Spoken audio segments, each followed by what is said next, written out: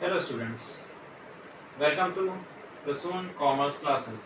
मेरा नाम प्रसून मिश्रा है और मैं आज आप लोग को बताने वाला हूँ क्लास 11th की अकाउंट्स के कुछ प्रिंसिपल्स, जो कि बहुत इंपॉर्टेंट है क्योंकि इसके बिना तो सब बेकार है। प्रिंसिपल्स मतलब क्या होता है, पहले मैं आपको ये बताऊँ। प्रिंसिपल मतलब होता है रूल्स जो बनाए गए हैं ताकि ये अकाउंट्स आगे चल सकें। ये आज के नहीं बने, ये लॉ के अकॉर्डिंग बने हुए हैं रूल्स।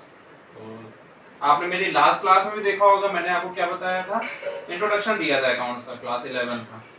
आज मैं आपको क्या प्रिंसिपल्स बताने जा रहा हूँ, इसके बाद ही फिर हम लोग आगे जाएंगे न्यूमेरिकल की तरफ। तो स्टार्ट करते हैं हम प्रिंसिपल्स। प्रिंसिपल्स पहले किसके अंदर में आते हैं रूल्स में? प्रिंसिपल्स आते हैं गैप के अंदर। आपको नाम लिखा दिख रहा है गैप, GAAP। इसका फुल फॉर्म क्या होता है मैं आपको बता दूं। इसका फुल फॉर्म होता है generally accepted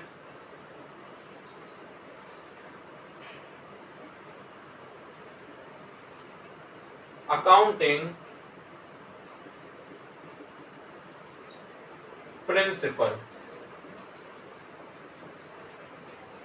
generally accepted accounting principles होता है गैप का मतलब जितने भी अकाउंटिंग के प्रिंसिपल्स बने हैं वो सब के सब किस में बने हैं? गैप के अकॉर्डिंग बने हैं, जिसको सबने एक्सेप्ट किया है और ये लॉ के अकॉर्डिंग है। अब आप जैसे देख रहे हो आपके सामने दो चार्ट हैं, एक है कॉन्सेप्ट्स, एक है कॉन्वेंशन। कॉन्सेप्ट्स और कॉन्वेंशन में डिफरेंस क्या मैं आपको बता दूं। कॉन्सेप्ट जो है वो बनाए हैं लॉ ने, लॉ के अकॉर्डिंग है, इसमें कुछ चेंजेस नहीं हो सकता। कॉन्वेंशन बनाए हैं जनरल पब्लिक ने कि इसके हिसाब से भी काम कर सकते हैं, पर इसमें आप चेंजेस कर सकते हो। कॉन्सेप्ट में कोई चेंजेस नहीं हो सकता, जो लिखा है वो लिखा है। तो हम एक एक करके देखते हैं कि कॉन्सेप्ट क्या है। स्टार्ट करते हैं कॉन्सेप्ट से, फिर कॉन्वेंशन की तरफ जाएंगे। कॉन्सेप्ट सबसे पहला कौन सा आपके सामने दिख रहा है? क्या? Going concern concept. नाम से ही कुछ समझ में आ रहा है कि गोइंग कंसर्न का मतलब, गो मतलब चलना, तो गोइंग कंसर्न कॉन्सेप्ट का मतलब होता है कि हमारा बिजनेस चलता रहेगा, ये हम हमेशा मानते हैं, कभी भी हमारा बिजनेस बंद नहीं होगा। ये हमारी थिंकिंग है और सही थिंकिंग भी है कि आप कोई भी बिजनेस स्टार्ट करते हो, आप ये नहीं सोचते हो कि वो एक दिन, दो दिन, एक साल, 2 साल तक के लिए चलेगा। आपके दिमाग में होता है कि ये हमेशा चलता रहेगा। वही ये कॉन्सेप्ट कहता है, गोइंग कंसर्न कॉन्सेप्ट। नेक्स्ट पे आता है accounting entity concept. Accounting entity concept का मतलब होता है कि हमारे बिजनेस और हम दो अलग चीज है। हमारा बिजनेस एक अलग एंटिटी है और हम एक अलग एंटिटी है। हम एक तरीके से एम्प्लॉयर है अपनी बिजनेस में, एक एम्प्लॉय की तरह हम वहां पे हैं। तो आपका बिजनेस अलग है, आपके बिजनेस के अकाउंट अलग होंगे, आपके बिजनेस का नाम अलग होगा, सारी चीजें। नेक्स्ट पे मनी मेजरमेंट कॉन्सेप्ट। इसका मतलब है कि बिजनेस या अकाउंट्स में वो सारी चीजें आएंगी जो मनी के टर्म्स में, जो चीज मनी के टर्म्स में नहीं है वो चीज इसमें नहीं आएगी। ये मैंने आपको लास्ट क्लास में इंट्रोडक्शन में भी बताया था कि जो मनी में है वही अकाउंट्स में आएगा, इसके अलावा और कुछ भी नहीं आएगा। तो नेक्स्ट पे आते हैं अकाउंटिंग पीरियड कॉन्सेप्ट। सबसे इंपॉर्टेंट कॉन्सेप्ट है आपके अकाउंट्स का, अकाउंटिंग पीरियड। अकाउंटिंग पीरियड क्या होता है मैं आपको बताऊं। हमारा जो अकाउंटिंग पीरियड होता है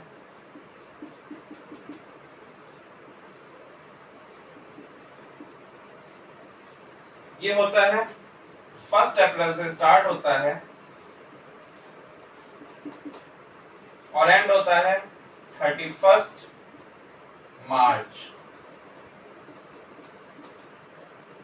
It will start from 1 April and end on 31 March. Accounting period का एक नाम और होता है फाइनेंशियल ईयर। आप अकाउंटिंग पीरियड को फाइनेंशियल ईयर भी कह सकते हैं।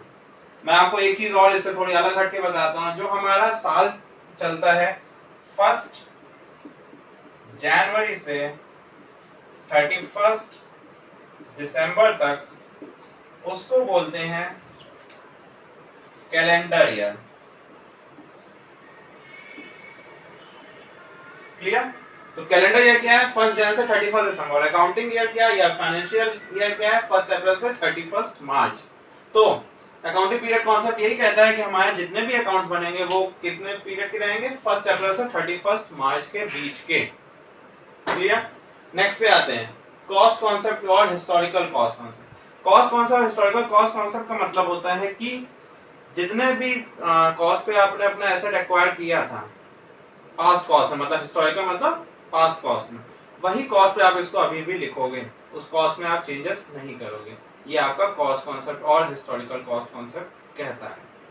नेक्स्ट पे आते हैं dual expect concept. Dual expect, dual का मतलब दो, तो आपके हर ट्रांजैक्शन के दो एक्सपेक्ट होते हैं, एक होता है डेबिट और एक होता है क्रेडिट, एक होता है एसेट, एक होता है लायबिलिटी।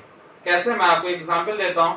बाय चांस आप दुकान पे गए, आपने सामान कोई खरीदा, जब आपने सामान खरीदा तो दो एक्सपेक्ट क्या हुए, पहला एक्सपेक्ट कि आपने सामान खरीदा तो आपके पास क्या हुआ, सामान आया। सेकंड एक्सपेक्ट, आपके पास से कैश गया। तो हर एक चीज के, हर एक ट्रांजैक्शन के दो एक्सपेक्ट होते हैं। आप इसको कहीं पे भी आजमा दीजिएगा, कोई भी आप ट्रांजैक्शन करते हैं उसके दो एक्सपेक्ट आते ही आते हैं।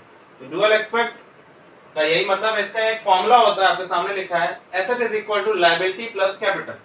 एसेट हमेशा इक्वल होगा लायबिलिटी और कैपिटल के सम का। क्लियर? नेक्स्ट, ये जो है आपका फॉर्मूला, इसके ऊपर क्वेश्चंस अभी आगे मैं आपको कराऊंगा जब अकाउंटिंग इक्वेशन आपको पढ़ाऊंगा। नेक्स्ट, वेरिफिएबल ऑब्जेक्टिव और ऑब्जेक्टिविटी कॉन्सेप्ट। वेरिफिएबल ऑब्जेक्टिव मतलब ऐसा होना चाहिए अकाउंट में जो कि वेरीफाई हो सके। मतलब कोई भी ट्रांजैक्शन हवा में बात नहीं होती, या कोई भी ट्रांजैक्शन बायस में नहीं होता। हर एक ट्रांजैक्शन के पीछे वेरीफाई होना चाहिए। आप कोई भी ट्रांजैक्शन करते हो उसके साथ वाउचर होना जरूरी है। तो अकाउंट से वही चीज आती है जो कि वेरिफिएबल है। नेक्स्ट पे आते हैं मैचिंग कॉन्सेप्ट। मैचिंग कॉन्सेप्ट का मतलब होता है कि जब भी हमारा नेट प्रॉफिट निकलता है तो रेवेन्यू कॉस्ट से कंपेयर होता है, मतलब मैच होता है। ये जरूरी है, तभी नेट प्रॉफिट अच्छा आ पाएगा, वरना नहीं आ पाएगा। Next, accrual concept. Accrual concept ये बोलता है कि जैसे ही आपको कुछ रेवेन्यू हो, चाहे वो कैश मिला हो या ना मिला हो, आप उसको अपने अकाउंट्स में लिख लोगे। ये अक्रूवल कॉन्सेप्ट है। ये कॉन्सेप्ट कई जगह नहीं अप्लाई होता, क्योंकि बहुत से लोग ये लगता है कि कैश नहीं मिला तो हम कैसे उसको लिख सकते हैं, हो सकता है बाद में वो आदमी कैश ना दे जिसको हमने दिया, पर अक्रूवल कॉन्सेप्ट का यही मतलब है।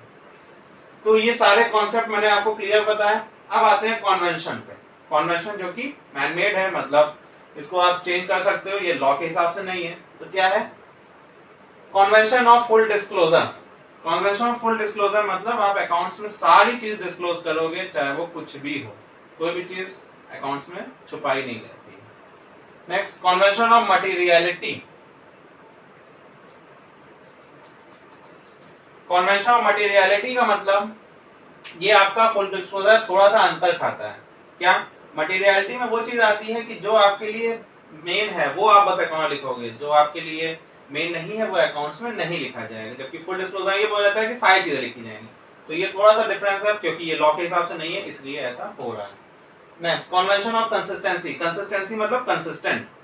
ये कॉन्वेंशन ये बोलता है कि एक बार जो आपने एक साल जो आपने रूल फॉलो कर लिया, ये रूल आपका हर साल फॉलो होगा, ये रूल चेंज नहीं होगा। ये convention of consistency.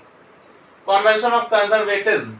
Convention of conservatism मतलब ये होता है कि आपका जो रेवेन्यू हुआ वो रेवेन्यू आपका लिखा है, मतलब जो आपका एंटिसिपेटेड लॉस है वो आप लिखोगे, एंटिसिपेटेड प्रॉफिट नहीं लिखोगे। एंटिसिपेटेड मतलब सोचा हुआ। अगर आपने कुछ सोच लिया कि एंटिसिपेट कर रहे हैं हम ये लॉस, तो वो आप अकाउंट में लिखोगे जरूर। प्रॉफिट को भले ही आप इग्नोर कर सकते हैं। Next, convention of timelines. Timelines मतलब टाइम लिमिट। जो आपका अकाउंटिंग पीरियड है, इस टाइम लिमिट के अंदर ही आपका सब कुछ होना चाहिए, इसके बाहर कुछ भी नहीं होना चाहिए। तो मुझे उम्मीद है कि आपको ये समझ में आया होगा कॉन्सेप्ट्स एंड कॉन्वेंशन। इससे आपका क्या होगा, अब आगे की अकाउंट्स इसी के बेस पे आपकी चलेगी। जो भी मैं अकाउंट्स आगे पढ़ाऊंगा वो सारे यही प्रिंसिपल्स पे चलेगा। क्लियर? तो मैं उम्मीद करता हूँ आपको समझ में आया होगा। अगर नहीं आया तो आप मुझे कमेंट सेक्शन में लिख भी सकते हैं, मैं उस पर आपकी रिप्लाई जरूर दूंगा। मुझे आप व्हाट्सएप कर सकते हैं, मेरा व्हाट्सएप नंबर है 7905233536। और मेरे अगले वीडियो देखना जरूर देखें, क्योंकि उन वीडियो में अब इंटरेस्टिंग चीज आने वाली है। क्या इंटरेस्टिंग आया है मैं आपको बता दूं। आपके न्यूमेरिकल पार्ट स्टार्ट होने वाले हैं बस थोड़े दिनों के बाद। आपके रूल्स और आने वाले हैं, जो कि डेबिट और क्रेडिट का रूल है, जो कि शायद आपको ना पता हो, पर वो सबसे इंपॉर्टेंट रूल है, क्योंकि उसी के बेस पर पूरी अकाउंट्स चलती है। तो मुझे फॉलो करना और मुझे सब्सक्राइब करना ना भूलें, और अपने फ्रेंड्स तक भी मुझे शेयर करें। तब तक के लिए थैंक यू सो मच।